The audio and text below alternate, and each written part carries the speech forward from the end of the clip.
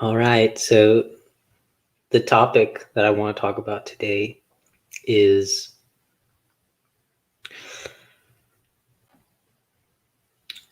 this, this something that I mean, this idea of, when I'm reading philosophy, when when should when is it a good time, or when is it called for to critique or um, to be charitable, and to and so I think we might know what we mean by critiquing, but I think I think another thing that, or another way that I would like to look at, um, to be charitable. I'm not sure.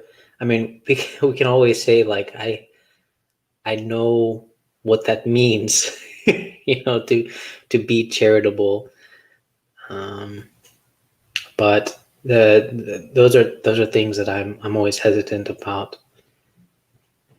being sure. Like, you could say being charitable in the first sense is that I'm giving something. So I guess if we're trying to talk about reading philosophy, what does it mean to be charitable when reading a philosophical piece of work? What am I giving exactly?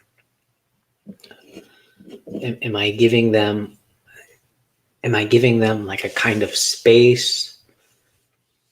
Uh, am I giving them a benefit of the doubt? Am I giving them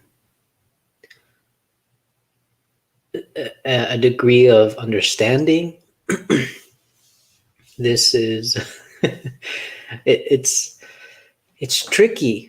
It's tricky, and I think with critique can also be. I guess it depends on how you look at critique as well. Critique can be it, it can be in this uh, in some sense a kind of giving, right? I think a lot of people that think that call critique constructive feedback. I think what they're saying is that I'm giving you something to do with. So I mean, it's just it's very interesting. Like, I can even be charitable with the way we perceive critiquing, and maybe the inverse can happen. Maybe in some sense, to be charitable is some form of critique. I don't know. I don't know. I don't know. Um, but maybe it would be a critique of yourself, right? A critique of yourself. So I think maybe that's interesting to look at. To be charitable would be like a critique of yourself.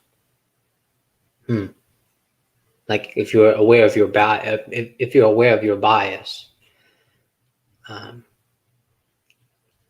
the first example like comes to mind, like maybe you don't like Spinoza or something, and you're very against any notion of the way Spinoza conceives substance, so it's very difficult for you to read him. But you're aware of your uh, displeasure or bias against Spinoza, so you would say you hold back, right? So in some sense, you're actually you're being charitable to Spinoza, but also you're critiquing yourself because you are aware of your own bias against Spinoza. But moving on to what I really wanted to talk about was actually in my own experience, I actually find it very difficult to critique philosophers. And I've always been, you could say, I've always been a little jealous of people that can critique other philosophers. They do it very easily, or they can critique other, writers and so on very easily. But for myself, I think every writer or philosopher that I've read, bits and portions of them, for me, it's always, I don't know. It's never been like, it's been very difficult for me to critique them. And I think it's always because I understand where they're coming from, or at least I believe I understand where they're coming from. And perhaps that makes it more difficult for me to, critique them. And, when we talk about philosophy and we talk about theory, for me, it's always very difficult to take a to take like a side, or so on. But I noticed that in my own readings, I always kind of get attached to the philosopher. Like I remember, I think I wanted to save this for a specific episode, but my first philosopher that I ever read was actually a Muslim philosopher, but he was the one that opened the gates. And ever since then, I was so involved in philosophy. But he opened the gates. His name was Muhammad Iqbal. He wrote, I have it right here. I read it I think almost 3 times. So it's The Reconstruction of Religious Thought in Islam. And it's a lecture. It's like a series of lectures that he did. And a lot of his critique is on Sufism, because he's also, I would say he is like a Sufi, or I don't want to conflate the term Sufi and mystic, but you could say that he is a Sufi in a sense, but he's critiquing the way that the Sufi order is. A lot of his critique was about that you can't just do some spiritual bypass and never return back to common life. So that's what is one of his essential critiques. But he also does critique the West and how they deny spiritual. He views. He sees it in 2 ways, right? He sees the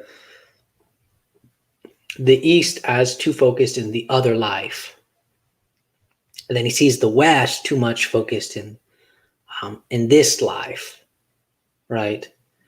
So I guess you could say Iqbal is calling for like a balance of like, you cannot just focus on one and deny the other, because there's trouble with all those things.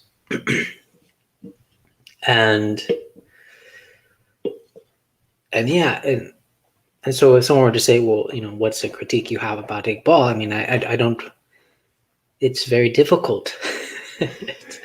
It's very difficult to have a critique about Iqbal. I could say that, well, obviously he's coming from an Islamic background, a Muslim background, and so all of his critiques and all of his influence of philosophy is already, bias. I could say that. I could. But it's one of those things that I feel like it's too easy to say that. It's too easy to say and be and dismiss. And so this is where you could say I'm being charitable now. But again, I've always struggled to, critique a philosopher. But it reminds me, I think I read a brief description of Bergson in I think I have a book here. Was it The Story of Philosophy? And I read like a brief section on Bergson. And Bergson said that he didn't waste his time with people that would critique him. Right? For him, it was a waste of time. And I think about philosophy nowadays. Is it a waste of time to critique something? Or is it a waste of time to respond to the critique? I don't have, for me, it's not a clear answer, and maybe that's why I struggle. And maybe that's why it's always been difficult for me to actually critique philosophers or critique writers. And also for myself, right? A lot of the philosophers that I've read, when I think about their intellectual history, perhaps there is an intellectual history, When we talk about, like, for example, we talk about Aristotle. Aristotle, I'm not entirely sure of this, but actually I can talk about Jung instead, right? Carl Jung. He's not really a philosopher, but when we talk about critiquing Carl Jung, the danger in that is the man knew so many languages. And Carl Jung read a variety of things. And this, and when I think about, am I up to par to critiquing Carl Jung? I'm not entirely sure if I am. I'm not entirely sure. And some might say, well, the intellectual history doesn't matter. You can just look at what is being said and sort of do some kind of logic to that. But even then, it gets tricky, It gets tricky. For me, it gets tricky. It's always tricky. It's always tricky doing those things. I'm always hesitant about right out of the gate critiquing something. I guess you can say I'm always interested that they think that way. That they think that way. I think I need to start reading things that I think I need to start reading things that I know that I would dislike or have a feeling that I would dislike. But strange enough, I don't know what that is. I don't know what that is. So to be charitable or to critique, I find, again, to critique is perhaps the most difficult for myself. I've noticed it to be very easy for others to critique. Is there a universal standard for critique? I don't know. I don't think so. Is there a universal standard to being charitable? And what exactly, and if we take charitable in the sense of like I'm giving something, what exactly am I giving? In this sense, when I'm reading a piece of philosophical work, what am I giving? Am I giving the the author space to say something without immediately intruding in his ideas. And yeah, it's difficult. Yeah. And again, I think it's always been difficult for me because I can see where they're coming from, especially for example, and I know I talk about them too much, but like for example, Deleuze and Guattari, when I read Anti-Oedipus, their response is to the events of May 68. And because that event was such a bizarre and unexplainable, or at least it wasn't explained adequate enough in their opinion. And this is what really provoked them. This is what provoked them to critique psychoanalysis, critique some of philosophy. Yeah, so, I mean, again, it's always very difficult. I truly admire people that can critique, but maybe there's too much critiquing and less charity going on to be charitable. But on a side note, what has always fascinated me is the particular thinkers that we are pulled to, the particular thinkers that you could say they wow us, right? Why does Spinoza? You could say, why does Spinoza wow me rather than, why does it wow me than in comparison to somebody else? Why is somebody else more wowed by Kant, or why is somebody wowed by that? That's a very intriguing attraction there, as if I was supposed to perhaps work through the attraction,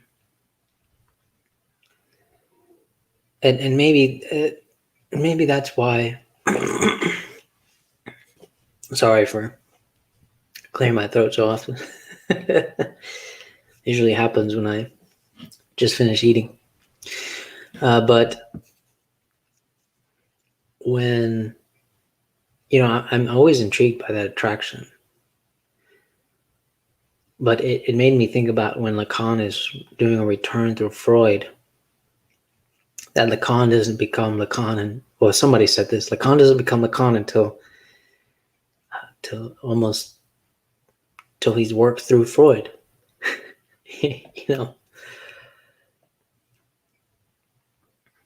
it makes me think about, what is it that I'm doing when I'm reading Anti-Oedipus? What's going to happen? What am I going to work through that is going to change my thinking or add some nuance to my thinking, rather than repeating what philosophers say? And I think maybe this is the ultimate charity to oneself. And I think maybe that can happen for both,